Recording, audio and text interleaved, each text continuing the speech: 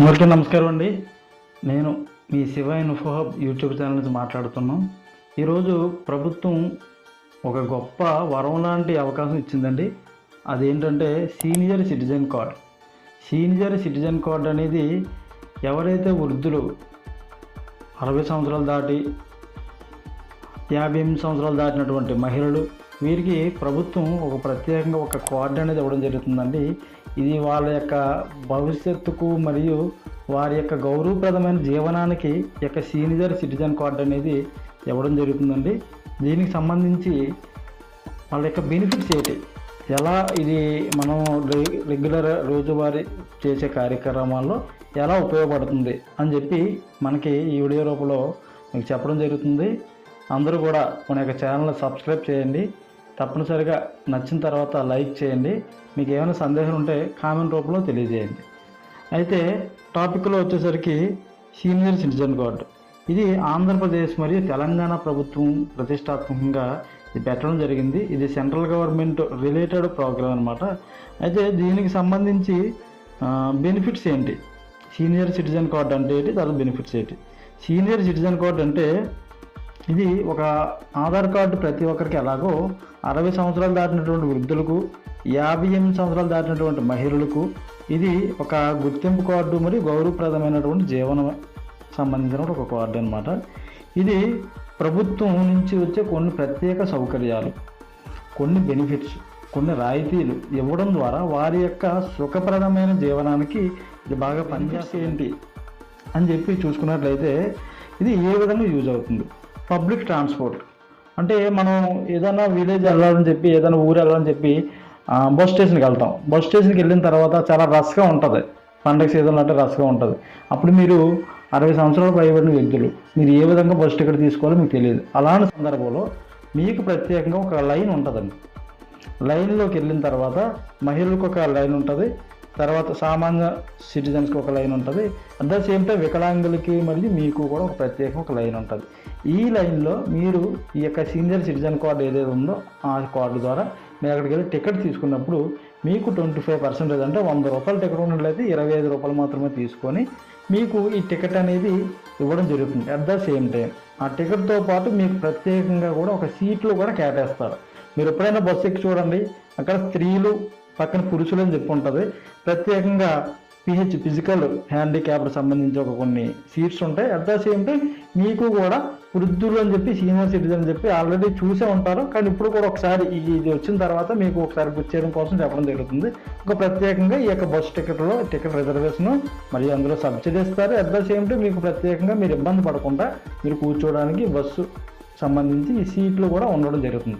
అది bus station సంబంధించి transport sector. అదే రైల్వే స్టేషన్కి వెళ్తారు. రైల్వే స్టేషన్ ఉంటుందండి.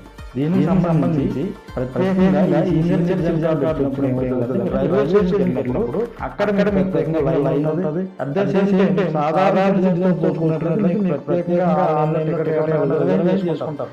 మీకు సీనియర్ సిటిజన్ అక్కడ భవిష్యత్తు క్లిక్ చేసిన తర్వాత మీకు లోయర్ బెర్తులు అనేది అలాట్ చేయడం జరుగుతుంది. అంటే మీరు పైకి ఎక్కలేని సందర్భంలో మీకు కింద బెర్తులు ఉండి మీకు కన్వీనియంట్గా ఉండడం కోసం పనిచేస్తుంది. ఇదొకటి. టికెట్ తీసుకోవడానికి కూడా మీకు ప్రత్యేకంగా కౌంటర్స్ అనేది ఉంటాయి. ఈ విధంగా దీనికి సంబంధించి అట్ ద సేమ్ టైం మీకు టికెట్లో రాయితీ కూడా లభిస్తుంది. 20 to 25% అంటే 100 రూపాయలు 25 రూపాయలు మీకు తగ్గుతుంది అన్నమాట. అంటే మీరు సాధారణ వాళ్ళతో పోల్చుకున్నట్లయితే మీకు ప్రత్యేకంగా గౌరవంతో కూడినటువంటి రాయితీ కల్పించి మిమ్మల్ని కూడా సమాన స్థాయిలో అందరితో కూడా మీ శారీరకంగా, మానసికంగా, ఆరోగ్యకరంగా వెనుకబడిన మిమ్మల్ని సమాన స్థాయిలో తీసుకురావడానికి ఈ సీనియర్ సిటిజన్ కార్డు అనేది చాలా ఉపయోగపడుతుందండి. తర్వాత హాస్పిటల్స్కి వెళ్తారు. అక్కడ చాలామంది జనరల్ ఓపీ ఉంటుంది, అందులో లేడీస్ ఉంటారు, బాయ్స్ ఉంటారు. అయితే ప్రత్యేకంగా వికలాంగులు మరియు సీనియర్ సిటిజన్ సంబంధించి ఒక ప్రత్యేక కౌంటర్ పెడతారండి. మీరు అక్కడ కూర్చోలేరు. ఏదైనా అనారోగ్య సంబంధించిన బీపీ వస్తుంది, లేదా షుగర్ ప్రాబ్లమ్స్ ఉంటుంది, ఏదైనా కారణాల వల్ల హెల్త్ డ్యామేజ్ అవ్వ ఉండొచ్చు. అటువంటి సందర్భంలో మీరు కూర్చోలేని స్థితిలో కూడా ఉండొచ్చు. అటువంటి వారికి వీల్ చైర్ ఫెసిలిటీ తీసుకొచ్చండి మీకంటూ ప్రత్యేకంగా ఒక ట్రీట్మెంట్ చేయడం, మీకు తొందరగా వాళ్ళు ఓపీ తీసి వాళ్ళకి సంబంధించి ట్రీట్మెంట్ అనేది మీకు ప్రయారిటీ ఇవ్వడం కోసం అనేది ఈ సీనియర్ సిటిజన్ కార్డు అనేది కూడా మీకు ఉపయోగపడుతుందండి. ఇది భవిష్యత్తులో మరి ఎక్కడి నుంచి ప్రభుత్వం అనేది ఒక గౌరవప్రదంగా ఇవ్వడం అనేది జరుగుతుంది. అట్ ద సేమ్ టైం దాంతో కాకుండా రీసెంట్గా ప్రభుత్వం అనేది ఈ అంగన్వాడీ మరియు ఆశా వర్కర్సు, మెడికల్ సంబంధించి మెడికల్ స్టాఫ్, MLHP అని చెప్పి ఆంధ్రప్రదేశ్ సిటిజన్, CHO అని చెప్పి ఇలా కొంతమంది డాక్టర్స్ విలేజ్ లెవెల్లోనే వచ్చారండి. వాళ్ళు ఒక సర్వే చేస్తున్నారు, NCDC సర్వే అని చెప్పి.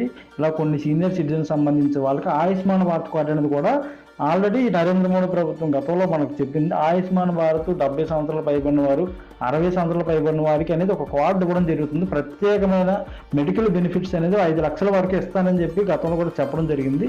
అందులో భాగంగా కూడా ఈ సీనియర్ సిటిజన్ కార్డు ఉంటే మీకు 5 లక్షల వరకు కూడా మీ హెల్త్ చెకప్ చేసుకోవడం కోసం ప్రత్యేక రాయితీలు అనేది ఆయుష్మాన్ భారత్ కార్డు ద్వారా కూడా రావడం జరిగింది. అట్ ద సేమ్ టైం దానికి సంబంధించి కూడా ఈ సీనియర్ సిటిజన్ కార్డులో అనేది మనకు బాగా ఉపయోగపడుతుందండి. ఎందుకంటే ఈ సీనియర్ సిటిజన్ కార్డు ఉంటే అది ఇది కూడా రెండు ఈక్వల్ అవుతుంది. అలాగే సీనియర్ సిటిజన్ కార్డుకి కూడా ఆధార్ లింక్డ్ ద్వారా మాత్రమే వస్తుంది కాబట్టి ప్రతిదీ అక్కడ ఆయుష్మాన్ భారత్ కార్డు కూడా ఆధార్తో లింక్ అయి ఉంటుంది. సీనియర్ సిటిజన్ కార్డు అనేది ఆధార్ కార్డు లింక్ అయి ఉంటుంది. కాబట్టి ప్రతిదానికి కూడా ఆధార్ బేస్డ్ ఉంది కాబట్టి మీకు ఈ కార్డు కూడా ఉన్నట్లయితే పర్ఫెక్ట్గా మీకు ఎటువంటి ఇబ్బంది కూడా ఈ మెడికల్ సంబంధించి కూడా ఇబ్బంది ఉండదు. At the same time medical బిల్స్లో కానీ తర్వాత ట్రీట్మెంట్లో కానీ ప్రతి దాంట్లో కూడా రాయితీ అనేది బాగా ఉపయోగపడుతుందండి. కాబట్టి ప్రతి ఒక్కరు మిగతా వాళ్ళతో కంపేర్ చేస్తే మీకు ప్రత్యేకంగా ఇది యూజ్ అవుతుంది అన్నమాట. తర్వాత పెన్షన్కి సంబంధించి ఆంధ్రప్రదేశ్ ప్రభుత్వం ఇప్పటి వరకు కూడా 60 సంవత్సరాలు ఉంటే అది పెన్షన్ ఏజ్ అనేది వృద్ధాప్య పెన్షన్ పెట్టుకోవడానికి ఎలిజిబిలిటీ ఉంటుంది. ఇది సాధారణంగా ఆధార్ కార్డుకు 60 సంవత్సరాలు ఉంటే సరిపోతుంది. రేషన్ కార్డు కన్సిడర్ చేస్తారు. At the same time senior citizen card కూడా దీనికి అడిషనల్గా యాడ్ అవుతుంది, అదొక యూజ్ అవుతుంది. తర్వాత అన్నదాతలు లేదా సేవా కార్యక్రమాల్లో ఏదైనా సర్వీస్ ఇచ్చేటప్పుడు కూడా ఈ సీనియర్ సిటిజన్ కార్డు అని చెప్పి ఒక ప్రత్యేకత సంతరించుకోవడం జరుగుతుంది. తర్వాత ప్రభుత్వం సంబంధించి ఏదైనా మున్సిపాలిటీ బిల్లు కట్టుకున్నప్పుడు కానీ ఏదైనా ట్యాక్స్ చేసేటప్పుడు కానీ మీకంటూ ఒక ప్రత్యేక బెనిఫిట్స్ ఆల్రెడీ ఉన్నాయి. ఈ సీనియర్ సిటిజన్ కార్డు అనేది ఉంటే ప్రత్యేకంగా ఒక ఆప్షన్ అనేది ఇవ్వడం కూడా జరుగుతుంది. తప్పనిసరిగా ఈ సీనియర్ సిటిజన్ ఎంటర్ చేస్తే మీకు ఆటోమేటిక్గా ఆ యొక్క బెనిఫిట్ అనేది రాయితీ అనేది కూడా సబ్సిడీ కూడా మీకు తగ్గడం కూడా జరుగుతుంది. ఇదొక బెనిఫిట్ అండి. సాధారణంగా 6 లక్షలకు ఇన్కమ్ ట్యాక్స్ పడుతుందండి.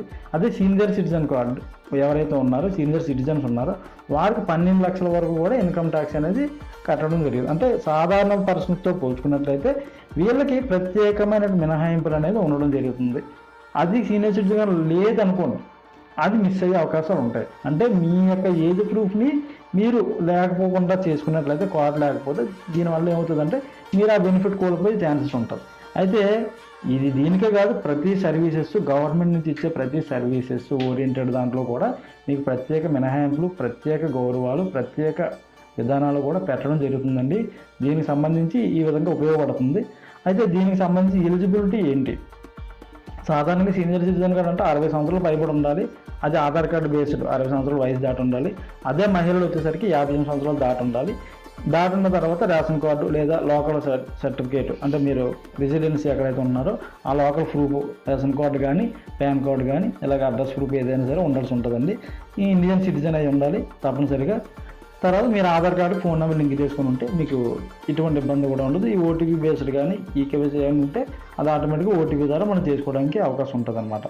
దీనికి సంబంధించి సీనియర్ సిటిజన్ సంబంధించి ఒక ముఖ్యమైన సమాచారం. అయితే దీన్ని ఎలా అప్లై చేసుకోవాలి? కొన్ని స్టేట్స్లో ఏంటంటే సంబంధిత డిపార్ట్మెంట్ ద్వారా చేసుకోవడం జరుగుతుంది, డిస్ట్రిక్ట్ లెవెల్లో పెట్టుకోవాల్సి ఉంటుంది. కానీ ఆంధ్రప్రదేశ్ మరియు తెలంగాణ గవర్నమెంట్ ఏం చేస్తుందంటే ఎటువంటి ప్రాబ్లం లేకుండా, ప్రజలకు ఇబ్బంది లేకుండా గ్రామ మరియు వార్డు సచివాలయ పరిధిలో ఏపీ సేవా పోర్టల్ అని చెప్పి ఒక లాగిన్ అనేది ఉంది. అది మీ సేవ లాగిన్ ఉంది.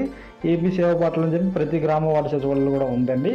ఆ పోర్టల్లోని మీ యొక్క ఆధార్ నెంబర్ ఎంటర్ చేస్తే మీ ఆధార్ కార్డులో ఉన్న అడ్రస్ డీటెయిల్స్ అన్నీ ఎలా ఉన్నాయో సేమ్ అలాగే రిఫ్లెక్ట్ అవుతాయి. మీ ఆధార్ కార్డులో ఏ ఫోన్ నెంబర్ ఉందో, డోర్ నెంబర్ ఏముందో, అడ్రస్ ఏముందో, మండలం, జిల్లా ఇవన్నీ కూడా ఫెచ్ అయిన తర్వాత ఆ కింద డీటెయిల్స్ అన్నీ క్లిక్ చేసిన తర్వాత సబ్మిట్ కొడితే మీ యొక్క ప్రాంతం ఏరియా మొత్తం కూడా క్లిక్ చేస్తుంది అనమాట. అది అయిన తర్వాత నెక్స్ట్ మినిమం ఛార్జెస్ అనేది దీనికి ఒక 40 రూపీస్ ఎంతో అమౌంట్ అనేది కట్ అవ్వడం జరుగుతుంది. కట్ అయిన తర్వాత మీ ఆధార్ ఓటీపీ అని వస్తే అది వస్తుందండి. లేదు ఈకేవైసీ బేస్డ్ ఏమైనా ఉంటే మీరు బయోమెట్రిక్ ఈకేవైసీ చేసుకోవాల్సి ఉంటుంది. ఇది ఆల్రెడీ ఎనబుల్ చేయడం జరిగిందండి. అది పూర్తి స్థాయిలో ఇంకా నేను చెక్ చేయడం జరిగింది, ఇంకా రాలేదు. వచ్చిన తర్వాత మీకు పూర్తిగా చెప్తాం. కానీ బేస్మెంట్ అయితే ఇదే ఉంటుంది. ప్రతి సర్వీసెస్కు కూడా ఈ ఆధార్ కార్డు నెంబర్ డీటెయిల్స్ కొడితే ఆ గెట్ డీటెయిల్స్ అన్ని డీటెయిల్స్ వస్తాయి. మీ ఫాదరు మదరు మీ యొక్క డీటెయిల్స్, మీ క్యాస్ట్ రిలీజన్ ఇవన్నీ కూడా వస్తాయి.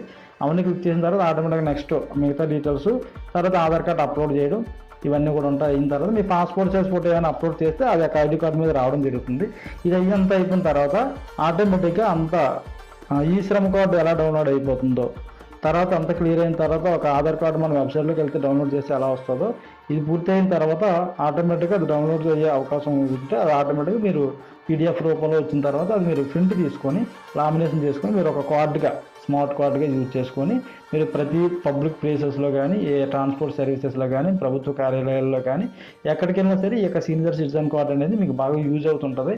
మీరు ఏదైనా ప్రభుత్వ కార్యాలయంలోకి వెళ్తారు, వెళ్ళిన తర్వాత అక్కడ పర్సన్స్ ముసలి వాళ్ళు 60 సంవత్సరాల దాటిన వాళ్ళు ఉంటారు. వాళ్ళు కూర్చోలేదు, ఏదో సమస్యను వినియోగించుకోవడానికి వస్తారు, ఎక్కువ జనాలు ఉంటారు. మీకంటూ ప్రత్యేక గుర్తింపు, అక్కడ సీనియర్ సిటిజన్స్ ఎవరైనా ఉంటారండి అని చెప్పి మిమ్మల్ని ప్రత్యేకంగా తీసుకెళ్ళి మీకు ఆ సమస్యని పరిష్కరించే అవకాశం అనేది ఈ యొక్క సీనియర్ సిటిజన్ కార్డు ద్వారా ఉండడం జరుగుతుందండి.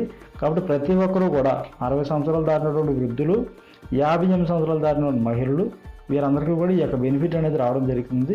భవిష్యత్తులో మీరు ఇన్కమ్ ట్యాక్స్ సంబంధించి రిడమ్షన్లో కూడా మీకు కొన్ని బెనిఫిట్స్ ఉంటాయి. కాబట్టి ప్రతి ఒక్కరు కూడా ఈ సీనియర్ సిటిజన్ కార్డు చేసుకోండి. మీరు మీ ఇంట్లో ఎవరైనా కానీ సీనియర్ సిటిజన్స్ ఉంటే వారికి సమాచారం తెలియజేసి మీరు దగ్గరలో గ్రామ మరియు వార్డు సచివాలయంలో అప్లై చేసుకోండి.